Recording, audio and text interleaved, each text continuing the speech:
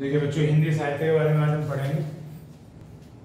और हिंदी साहित्य की जब हम बात करते हैं तो दो रूप आने, एक तो गदाना है और एक गदाना है। तो आज पहले जब हम बात करेंगे काव्य की बात करेंगे, यानी कि पद की बात करेंगे। तो पद ऐसे लिखा जाता था, अब आप इसे ऐसे लिख सकते हैं, है ना। बोला तो पद ही जाएगा, क्योंकि जैसा आप जानते हैं कि ये जो संयुक्त वर्ण है ये द और ये का संयुक्त वर्ण होता है, और पहले के नीचे क्या आ जाएगा, हलंत आ जाएगा, जो मैं कई बार चर्चा कर चुका हूँ। तो पद बोल सकते हैं या काव्य बोल सकते हैं। इसके ऊपर हिंदी साहित्य के क्या क्या इंपॉर्टेंट पॉइंट्स होते हैं वो बात करते हैं। तो सबसे पहले काव्य के अंदर जो हिंदी साहित्य की शुरुआत हुई है उसे माना जाता है आदिकाल। क्या माना जाता है? आदिकाल। और हिंदी भाषा है तो इंग्लिश सीखने की जरूरत ही नहीं है, ना बताने की जरूरत है।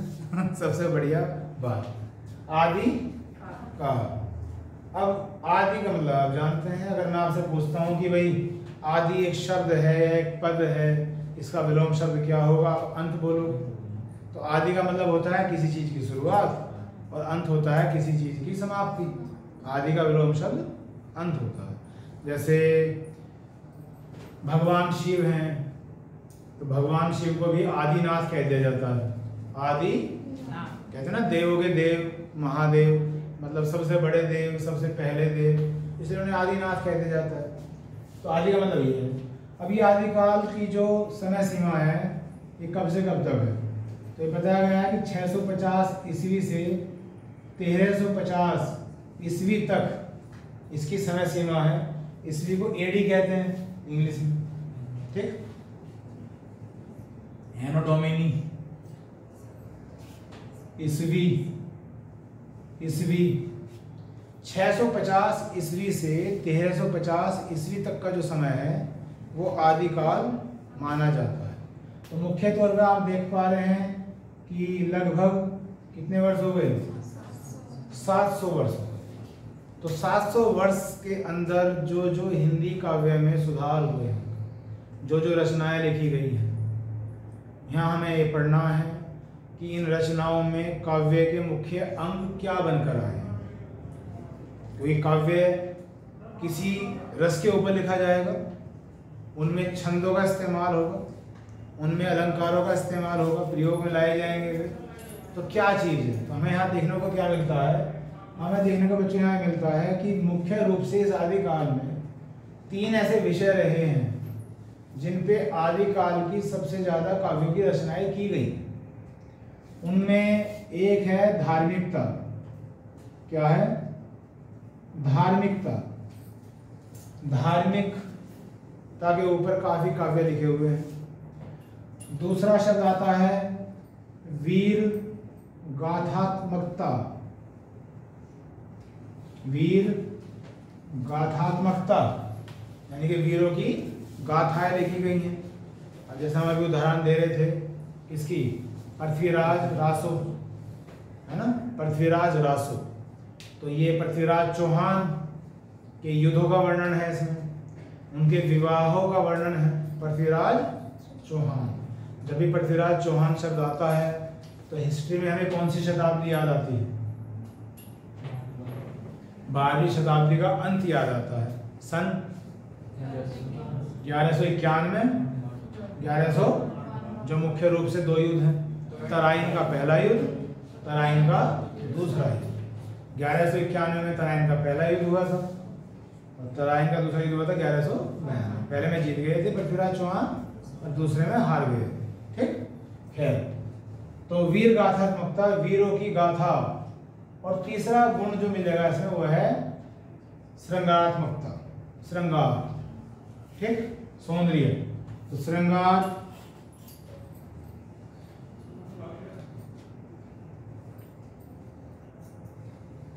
श्रृंगार ऐसे लिखा जाता है ना, एक एक वर्ण का ध्यान रखें, ऐसे नहीं बनाया मैंने, ध्यान देखें हर चीज को। तो कोई पूछे बच्चों कि आदिकाल में कौन से आप 3 गुण ऐसे बताओगे जिनके ऊपर काव्यों की रचना की गई है? धार्मिकता, वीर गाथात्मकता, श्रृंगारात्मकता। ठीक है जी, ये 3 गुण हैं। अब जब भी अब हिंदी साहित्य की बात हो रही है तो वाद विवाद होना तो अनिवार्य है। बहुत सारे लेखक हैं, बहुत सारे कवि हैं, तो हर किसी कवि ने इस काल को आदिकाल नहीं कहा है। ठीक है, किसी ने संधि काल कहा है, किसी ने प्रारंभिक काल कहा है, किसी ने योजक काल कहा है, लेकिन जो एक प्रचलित नाम है वो क्या है? आदिकाल है। तो आदिकाल इन्होंने लिखा है, आदिकाल से हम इसे पहचानेंगे। उसके बाद बच्चों बहुत सारे यहाँ काव्य लिखे गए, जिनमें से कुछ के मैं नाम लिख रहा हूँ जो एग्जाम पॉइंट ऑफ व्यू से इंपोर्टेंट है, उन्हें हम चर्चा करेंगे। रासो साहित्य या रासो काव्य लिख लीजिए, साहित्य ना करके रासो काव्य, जिसे लिखना है सासा लिखते रहे। कीर्ति लता, इसकी वर्तनी से ही करें। कीर्ति लता लिखना चाहता हूं मैं, कीर्ति लता, रह लगाऊं कहां पे? तय पे। कुछ ऐसे कह रहे हो? चलिए, कीर्ति लता। फिर लिखते हैं कीर्ति पताका, कीर्ति पताका। और एक लिखिए पदावली, पदावली। ये 4 नाम लिखे। बहुत सारे हैं, बाकी जो मैं समझा रहा हूं उसे आप ध्यान से सुनते रहें और देखते रहें। अब ये जो रासो शब्द है, काव्य तो हम समझते हैं रासो, जिसका भी एक उदाहरण लिया पृथ्वीराज रासो। तो ऐसे बहुत सारे रासो हैं। तो रासो किससे बना है? रस से बना। रस हम पढ़ के आ चुके हैं कि काव्य को जब पढ़ा जाता है तो पढ़ते पढ़ते उसके अंदर एक रस की अनुभूति होती है ना? उस रस से में पता चलता है कि ये काव्य की पंक्तियां किस रस को उत्पन्न कर रही हैं। श्रृंगार रस है, वीर रस है, हास्य रस है, रौद्र रस है, भयानक रस है। तो वो सब चीज उस रस से पता चलता है। तो कहीं ना कहीं जब ये रासो काव्य लिखे गए हैं तो घटनाओं को आधार बनाकर लिखे गए हैं। तो उसमें जब घटनाएं लिखी गई हैं, मैं पृथ्वीराज रासो का उदाहरण दे रहा था अभी आपको, तो उसमें कहीं ना कहीं युद्ध का भी वर्णन है। तो जब कवि ने युद्ध का वर्णन किया है तो कौन सा रस लिख रहा है? वीर रस। लेकिन कहीं ना कहीं उनके विवाह का भी वर्णन किया गया है, तो वहां श्रृंगार रस है। श्रृंगार रस में भी क्या होते हैं? संयोग और वियोग। तो विवाह की बात हो रही है तो संयोग रस ही होना चाहिए। तो इस तरह से कई रसों का काव्य होता है। क्या? रासो काव्य, जिसमें कुछ पेज के बाद रस बदल जाएगा, कुछ एक नया नाट्य रूपांतरण शुरू हो जाएगा। एक बहुत बड़ा काव्य। ठीक, यहां तक कि एक नाम से आप परिचित होंगे बच्चों, उनका नाम है रामचंद्र शुक्ल। परिचित हैं? हिंदी के बहुत बड़े साहित्यकार हैं रामचंद्र शुक्ल। इन्होंने रासो काव्य में जो एक प्रसिद्ध काव्य है जो मैं बता था, पृथ्वीराज रासो, पृथ्वीराज रासो, इस काव्य को हिंदी का पहला महाकाव्य बताया है। हिंदी का पहला महाकाव्य बताया गया है रामचंद्र शुक्ल जी के द्वारा। मतलब इतना बड़ा महाकाव्य होते हैं ये। ठीक है, क्लियर?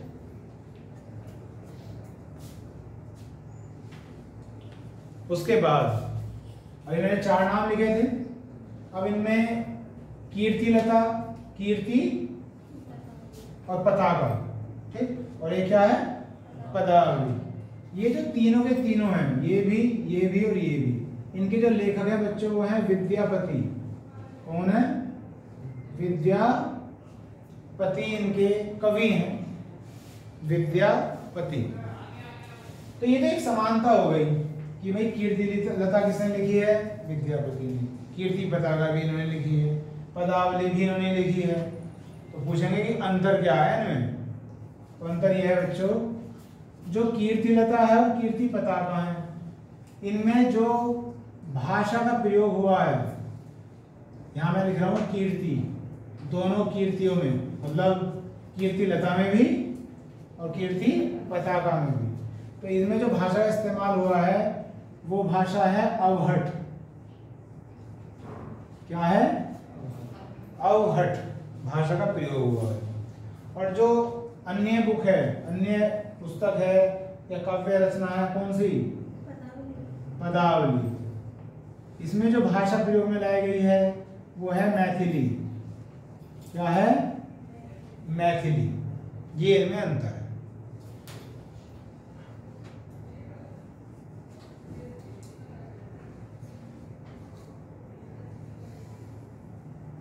देख लिया?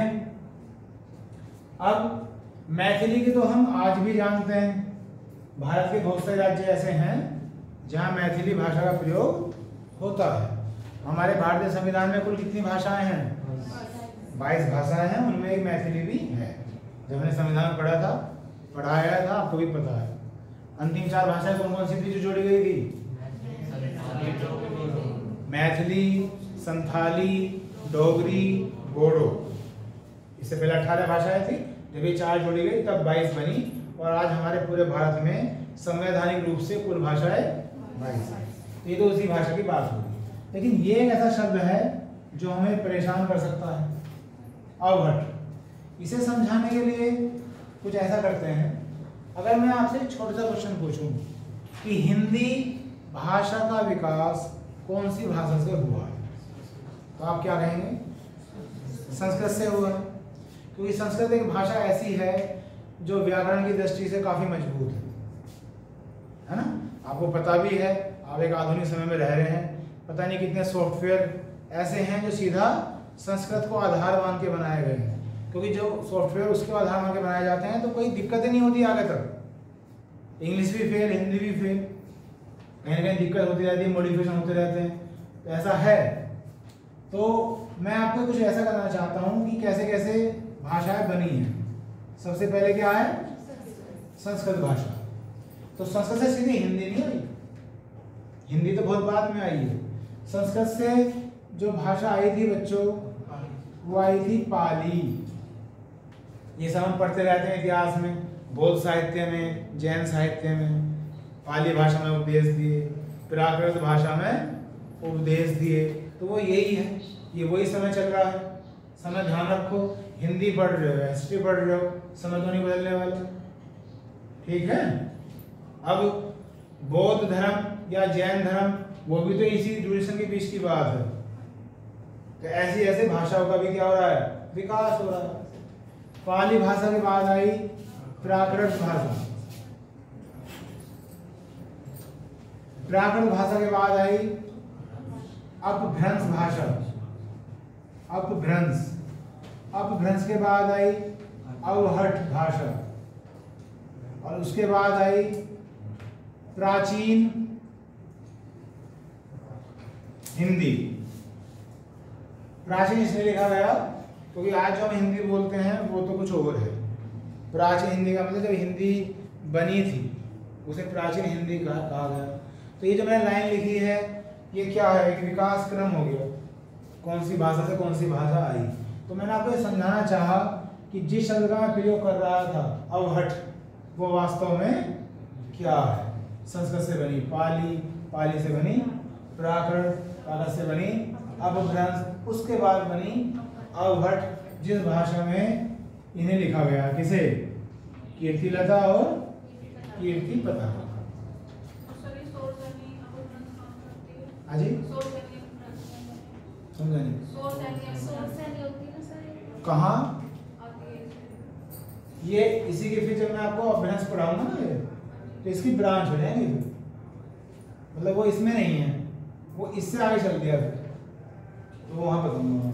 वो यहाँ नहीं आएगा, वो भाषा के विकास में आएगा। एक टॉपिक क्या होता है? भाषा का विकास। भाषा कौन सी? हिंदी। तो उसके विकास में यहाँ पे ये शब्द आ गया तो मैंने आपको बता दिया कि अवहट क्या है। ये बात समझ में आई? उसके बाद अब 2 बड़े इंटरेस्टिंग शब्द आने हैं। एक शब्द है डिंगल और एक है पिंगल। डिंगल, पिंगल। तो अगर आप ये 2 शब्द सुनते हैं, देखते हैं, ये क्या है? तो जैसे जैसे भाषा का विकास हुआ, लिखने वालों ने साहित्य लिखे, लिखने वालों ने काव्य लिखे, तो भाषा लिखनी शुरू की गई। भाषा को लिखते समय उसकी एक स्टाइल होती है जिसे हिंदी में शैली कहते हैं। क्या कहते हैं? शैली कहते हैं। तो ये दोनों जो हैं भाषा की शैलियां हैं। ठीक है? कोई पूछा डिंगल बिंगल क्या है? भाषा की शैलियां। अब इनमें समानता तो ये हो गई कि ये दोनों शैलियां हैं, तो भाई इनमें अंतर क्या होगा? अंतर ये होगा कि जो डिंगल शैली थी इसमें कर्कश शब्दों का प्रयोग किया जाता था। कर्कश शब्दों का प्रयोग किया जाता था। कर्कश का मतलब क्या होता है?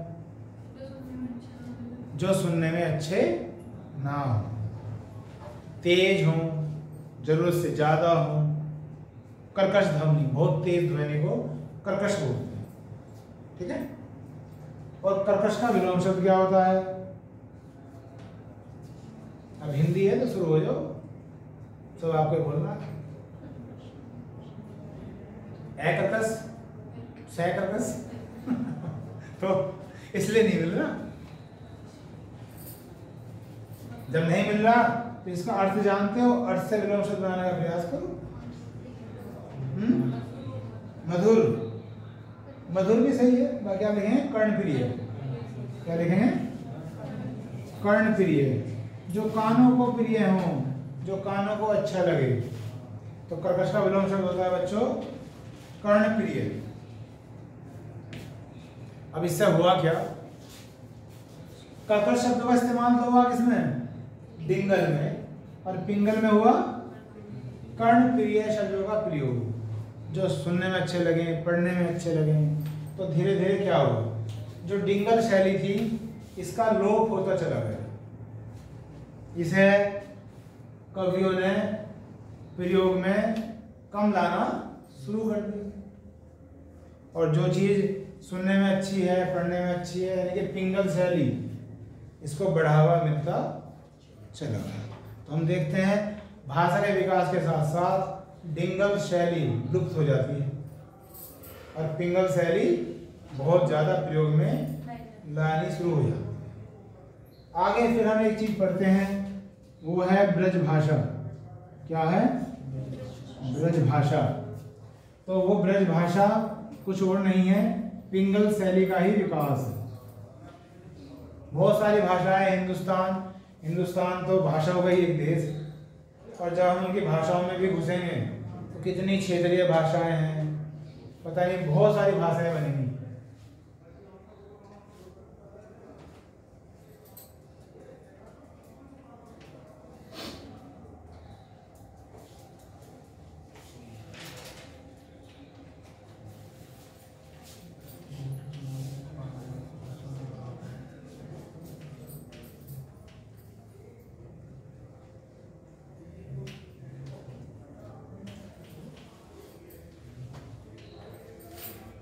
चलिए जी आगे देखते हैं।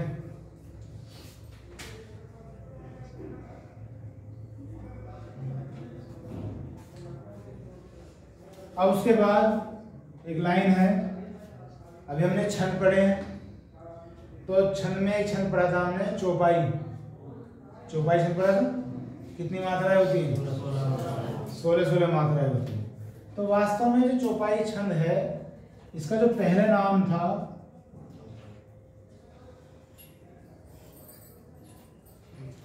वो चौपाई था। क्या था? चौपाई।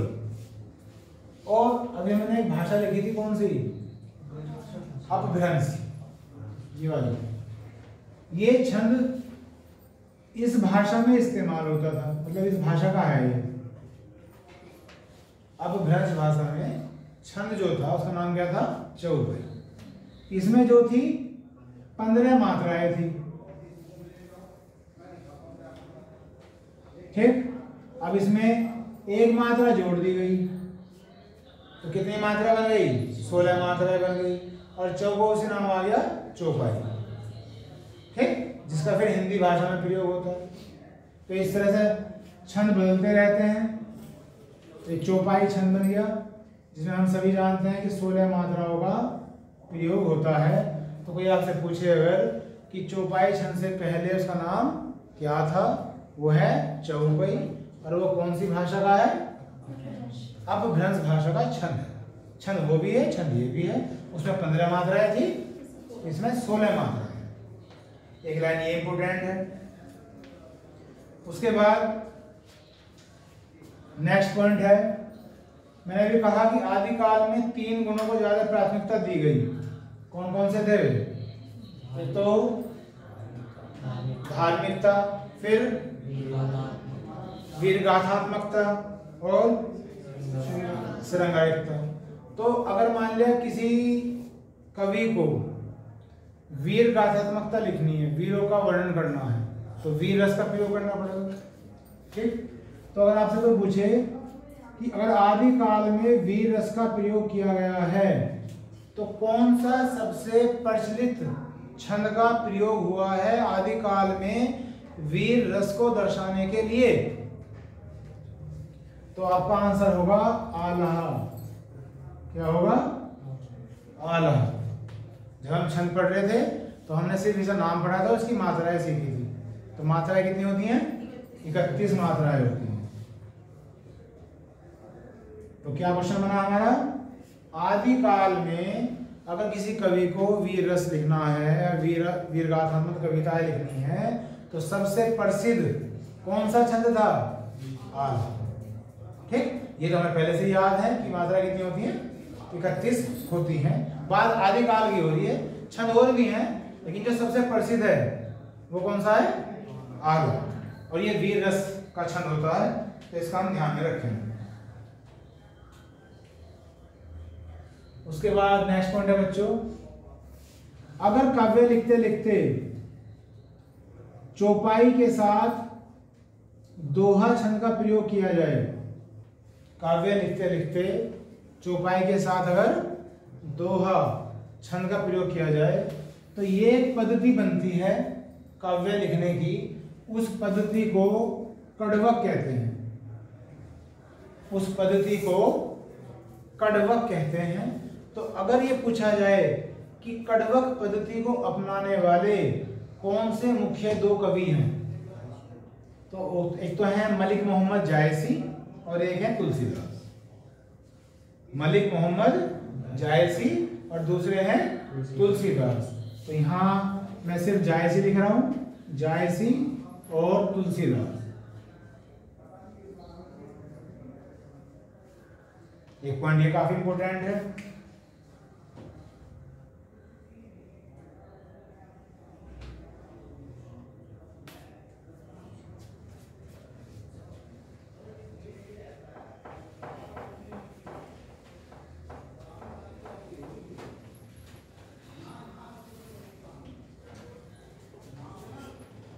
आगे देखिएगा,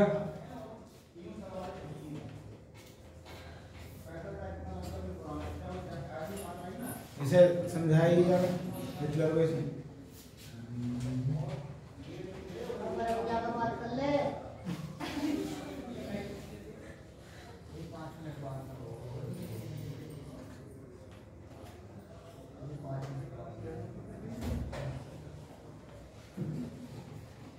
फिर भाई आगे देखिए, तो चौपाई और दोहे को मिलाकर क्या बनती है पद्धति? कड़वक। और इसमें जो सबसे ज्यादा प्रयोग किया गया है जायसी का और तुलसीदास ने इस पद्धति का बहुत प्रयोग किया है हिंदी काव्य में। ठीक, अब उसके बाद एक अगला पॉइंट आएगा। अभी मैंने जो बात करी है किसी बात नहीं, काव्य की बात करी है। अब थोड़ी सी बात करते हैं साहित्य की। मेन हेडिंग कौन सा चल रहा है हमारा? आदिकाल। क्या चल रहा है? आदिकाल। तो आदिकाल में जो साहित्य लिखे गए हैं बच्चों, वो 3 प्रकार के लिखे गए हैं।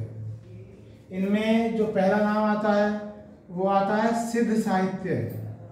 सिद्ध साहित्य। दूसरा आता है नाथ साहित्य। अभी सिद्ध क्या है बताओ? सिद्ध कहीं सुना है शब्द? अपने हिसाब से अर्थ बताने का प्रयास करो। सिद्ध कहाँ सुना है, कहाँ पढ़ा है, कहाँ देखा है? सिद्ध साहित्य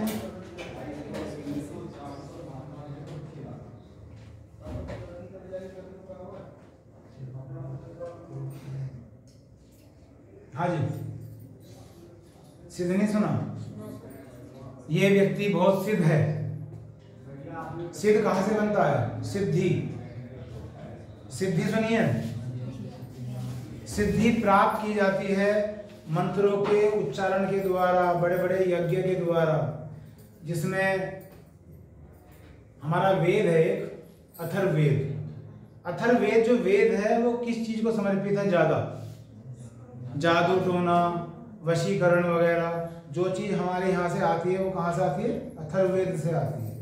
तो ये जो चीजें हैं जो इन क्रियाकलापों में हैं, ये भी बड़े बड़ी सिद्ध चीजें हैं। आज भले ही इन्हें कोई मान्यता देता हो या ना देता हो, बड़े बड़े सिद्ध पुरुष हुए हैं जिन्होंने अपने ज्ञान से इन चीजों की वास्तविकता को बताया है। तो ये शब्द जो आया है सिद्ध, वो है मंत्रों का उच्चारण किया जाएगा, मंत्रों का जाप किया जाएगा, और वो व्यक्ति जो इन चीजों का धनी है वो सिद्धि प्राप्त करना चाहेगा उन मंत्रों के उच्चारण के द्वारा, और जब उसे वो सिद्धि प्राप्त हो जाएगी तो वह सिद्ध कहलाएगा, सिद्ध पुरुष कहलाएगा।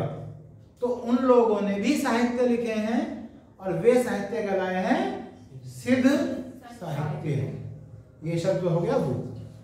दूसरा नाथ साहित्य, तो मैं अभी बात कर ही रहा था कुछ मिनट पहले, देवों के देव महादेव, उनका नाम आदिनाथ, ठीक।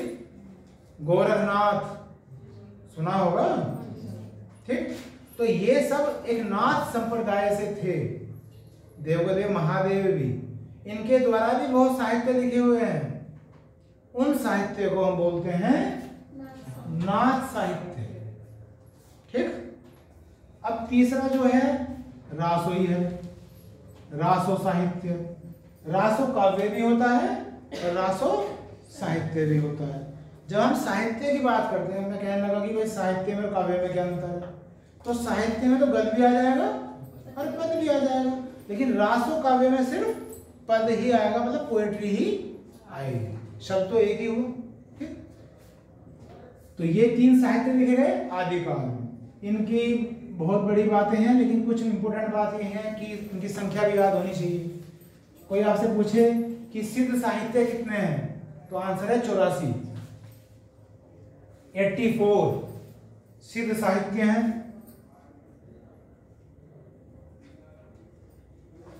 और जो नाथ हैं वो है 9,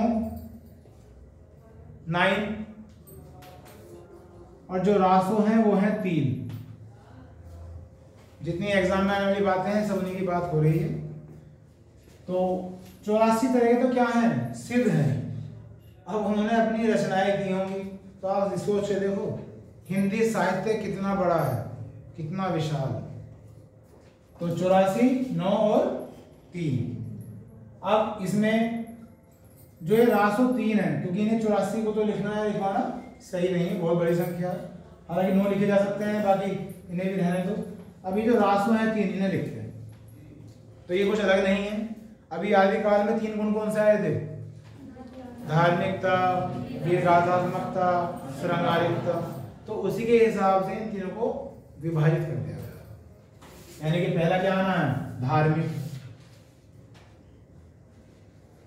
उसके बाद वीर गाथात्मक, और तीसरा क्या है? श्रृंगार। तो ये 3 रासो हैं जिन्होंने धर्म को आधार बना के काव्य लिखे हुए। धार्मिक में आ गए, जिन्होंने वीर रस अपनाया वो वीर गाथात्मक हो गए, और या श्रृंगार हो गए। अब इसमें यहाँ एक क्वेश्चन और आता है इंपोर्टेंट, वो लिखें। ये जो 9 नाथ थे, यहां से पूछा जाता है कि जो सबसे पहला नाथ है, नाथ साहित्य, वो क्या है? तो उसका नाम है सरहपा। क्या नाम है? सरहपा। सबसे पहला नाथ साहित्य।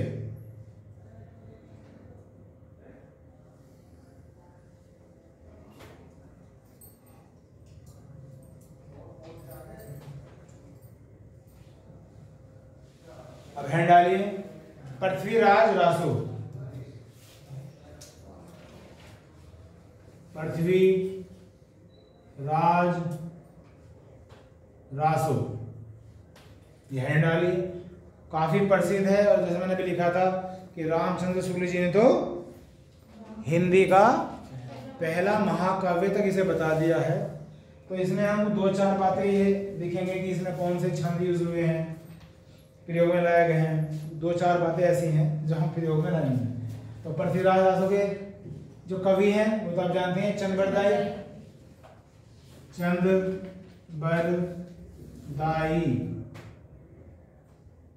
ये इनके कवि हैं। ये मैं भी कह चुका हूं कि पृथ्वीराज चौहान जी के युद्धों का वर्णन है और विवाह का वर्णन है। चंद्रबरदाई इसके क्या हो गए, कवि हो गए। अब इसमें 2-4 जो इंपोर्टेंट बातें हैं, बातें तो बहुत सारी हैं, बाकी जो इंपोर्टेंट हैं पहले मैं आपसे ही पूछता हूं, इसमें कौन कौन से रस प्रयोग में किए गए होंगे, प्रयोग में लाए गए होंगे? वीर। जब मैंने कहा कौन कौन से, यानी कि एक नहीं है, तो 2 बताना है आपको, क्योंकि मैं युद्धों की बात कर रहा हूं और विवाह की बात कर रहा हूं। तो वीर रस का प्रयोग हुआ है और श्रृंगार रस का प्रयोग हुआ है, पहला पॉइंट। दूसरा पॉइंट हो सकता है अलंकार। इसमें कौन कौन से अलंकार प्रयोग में लाए गए हैं? और भी होंगे ज्यादा, लेकिन जो बिल्कुल मुख्य हैं, जो बहुत ज्यादा प्रयोग में लाए गए हैं, तो वो हैं अनुप्रास और यमक। ये दोनों के दोनों जो अलंकार हैं ये चंद्रबरदाई के चहेते हैं।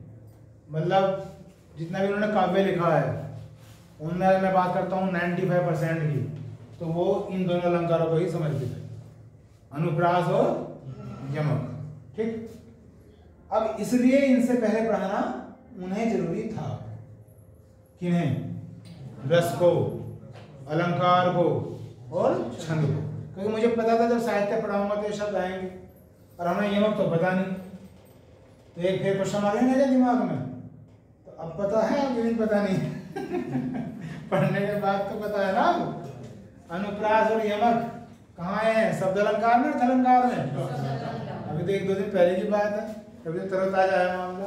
चलो, तो ये अलंकार इन्होंने इस्तेमाल किया बच्चों, अनुप्रास और यमक।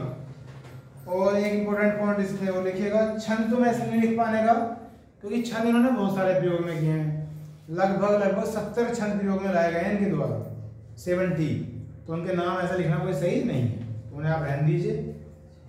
बाकी दिमाग में आगे मैं छंद को नहीं लिखा तो मैंने बता दी, 70 छंद प्रयोग में लाए गए हैं इनके काव्य में, तो सबके नाम लिखना कुछ सही नहीं, इतने तो पढ़े भी नहीं हम।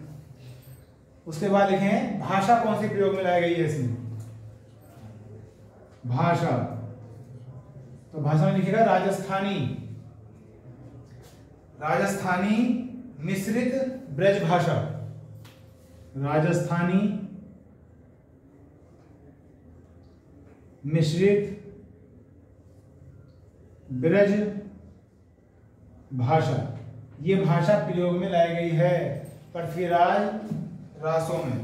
ये पूरा एक ही नाम है? हाँ जी, मतलब नाम इसलिए है कि मतलब ब्रज भाषा भी मिश्र है, राजस्थानी में भी और कहीं कहीं बीच में ब्रज भाषा का प्रयोग किया गया है। क्लियर है बात? कुछ इस तरह से पढ़ाने का प्रयास है ना, देखो रटना ना पड़े। ठीक, अब देखो एक क्वेश्चन पूछता हूँ आपसे। किसी ने मुझसे पूछा, मैंने ये लिखवा के कह दिया कि चलो भाई पृथ्वीराज रासो समाप्त हो, तो आपके एग्जाम में आ गया कि पृथ्वीराज रासो में शैली कौन सी प्रयोग में लाई गई थी? और आपने कहा कि तो मैं हमारे गुरुजी ने बताया नहीं था, पिंगल। क्यों? क्योंकि दूसरी वाली तो खत्म हो गई थी। मैं इसका जवाब कुछ और तरीके से चाहता हूँ, मतलब आप कह रहे हो सही कह रहे हो। अभी भी कह सकते हो कि भाई डिंगल में तो कर्कश शब्द थे, इसमें कर्णप्रिय शब्द थे, तो इसलिए पिंगल ही आई होगी। लेकिन मैं कुछ चाहता हूँ कि कुछ और बताओ। मैंने जो आज पढ़ाया है उसी हिसाब से मेरी राष्ट्रीय लाइन कहाँ एंड हुई है? लास्ट अंतिम शब्द क्या है? ब्रज भाषा। अभी थोड़ी देर पहले जाओ पास्ट में, क्या कहा था मैंने? पिंगल शैली बहुत प्रचलित हो गई थी और उसका समन्वय ब्रज भाषा में हो गया था। तो जब इन्होंने इस्तेमाल की है ब्रज भाषा, तो वहां से शैली भी उपयोग में लाई जाएगी पिंग। तो ये बात किस किस की बच्चों? पृथ्वीराज रासो की बात चल रही है।